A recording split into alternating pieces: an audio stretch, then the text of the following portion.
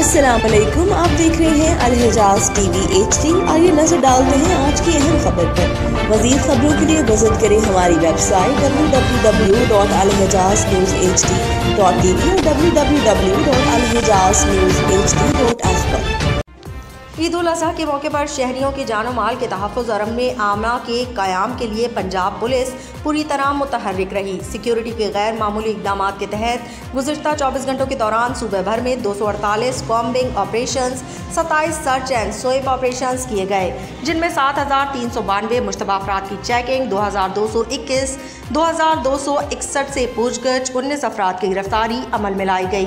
संगीन जराइम में मुलव्वस 71 इश्तिहारी, 12 अदालती मफरूर और 2 आदी मुजरिम भी कानून की गिरफ्त में आए, जबकि बड़ी मकदार में नाजायज़ असलहा, गोलियां, मंशियात और मसरूका सामान बरामद हुआ। ईद के दिन पंजाब भर से डकैती और चोरी की वारदातों में मुलव्वस 8 गैंग्स के 17 कारिंदे गिरफ्तार किए गए, जिनसे लाखों रुपए नकदी, मवेशी, 13 मोटरसाइकिलें और मोबाइल फोन्स बरामद हुए। मंशियात फरोशों के खिलाफ कार्रवाइयों में 136 रेड्स के दौरान 73 अफराद गिरफ्तार किए गए और 19 kilogram cheers, 3 kilogram ice, 3 kilo ice, 1 kilo heroin और 2,506 लीटर शराब बरामद हुई।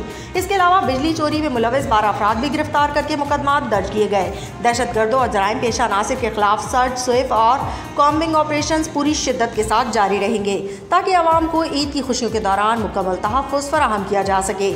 IG Punjab doctor Usman Anwar.